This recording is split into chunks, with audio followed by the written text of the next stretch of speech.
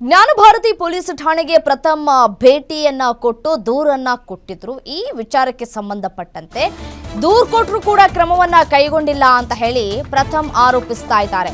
Darshan fans ಡ್ರ್ಯಾಗರ್ ಹಿಡಿದು ಧಮಕಿಯನ್ನ ಹಾಕಿದಂತಹ ಕೇಸ್ಗೆ ಸಂಬಂಧಪಟ್ಟಂತೆ ಕ್ರಮ ಆಗಿಲ್ಲ.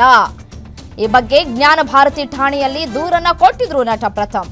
ದೂರು ಕೊಟ್ಟರು ಕ್ರಮ ಕೈಗೊಂಡಿಲ್ವಲ್ಲ ಯಾಕೆ ಅಂತ ಹೇಳಿ ಆರೋಪಿಸಿದಂತಹ ಪ್ರಥಮ್ ಜ್ಞಾನಭಾರತಿ ಠಾಣೆ ಇನ್ಸ್ಪೆಕ್ಟರ್ ಮೇಲೆ ಆರೋಪವನ್ನು ಮಾಡಿದಂತಹ ಪ್ರಥಮ್ ಇವತ್ತು ಮತ್ತೆ ಠಾಣೆಗೆ ಬಂದ ಪ್ರಥಮ್ರಿಂದ ದೂರು ನೀಡುವಂತಹ ಸಾಧ್ಯತೆಗಳು ಕೂಡ ಇದೆ. ದಿನದಿಂದ ದಿನಕ್ಕೆ ಪ್ರಥಮ್ ರವರ ಹೈಡ್ರಾಮಾ ಮುಂದುವರಿತಾನೆ ಇರುವಂತಹ ಎಲ್ಲ ಲಕ್ಷಣಗಳು ಕೂಡ ಕಾಣಿಸ್ತಾ ಇದೆ. ಸೊ ದೂರು ಕೊಟ್ಟಿದ್ದಾರೆ, ಈಗಾಗಲೇ ಒಮ್ಮೆ ದೂರು ಕೊಟ್ಟರೂ ಕೂಡ ಕ್ರಮವನ್ನು ಕೈಗೊಂಡಿಲ್ಲ ಅಂತ ಹೇಳಿ ಪ್ರಥಮ್ ಸಿಟ್ಟಾಗಿದ್ದಾರೆ. ದೂರು ಕೊಟ್ಟ ನಂತರ ತನಿಖೆಯನ್ನು ಮಾಡೇ ಮಾಡ್ತಾರೆ. ಯಾವುದೇ ಕೇಸ್ ಬಂದರೂ ಕೂಡ ಅದು ಅವರ ಕರ್ತವ್ಯ. ಆ ಕರ್ತವ್ಯವನ್ನು ಅವರು ನಿಭಾಯಿಸ್ತಾರೆ.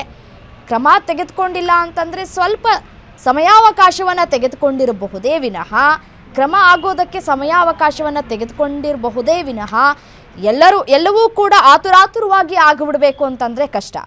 ಯಾಕೆಂದರೆ ಇದೊಂದೇ ಕೇಸಲ್ಲ, ಅವರಿಗೆ ಪೊಲೀಸ್ನವರಿಗೆ ಬೇರೆ ಬೇರೆ ಕೇಸ್ಗಳು ಕೂಡ ಇರುತ್ತೆ. ಅದರ ಕಡೆಯೂ ಕೂಡ ಅವರು ಗಮನವನ್ನು ಹರಿಸಬೇಕಾಗತ್ತೆ. ಇದನ್ನೂ ಕೂಡ ಅವರು ಮುಖ್ಯವಾಗಿ ಪರಿಗಣನೆಗೆ ತೆಗೆದುಕೊಂಡಿದ್ದಾರೆ. ಸಮಯಾವಕಾಶವನ್ನು ತೆಗೆದುಕೊಂಡಿರಬಹುದೇ ವಿನಃ ಇಲ್ಲಿ ಕ್ರಮ ತೆಗೆದುಕೊಂಡಿಲ್ಲ ಅಂತ ಹೇಳಿ ಸಿಟ್ಟಾಗ್ಬಿಟ್ರೆ ಏನು ಬಂತು ಪ್ರಯೋಜನ?